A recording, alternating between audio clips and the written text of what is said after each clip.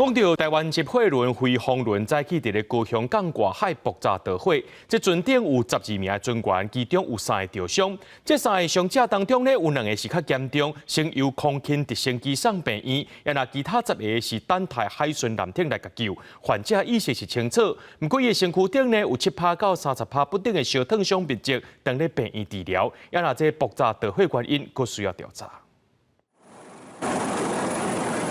火尾船舱烧出来，也有真大火焰。这只伫高雄港外海的台湾籍货轮飞鸿轮，12早起8点外不明原因爆炸导火，至少3个船员受伤，其中2个人伤势严重。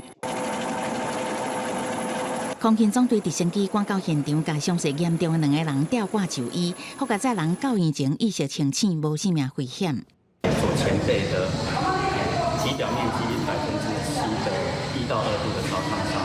那另外一位印尼籍的呢，这是右前背、右耳还有右边的躯干部分，大概有15%，1到2度的烧烫伤。这只货轮包括船长在内，拢总12个人，10个台湾籍，2个外国籍。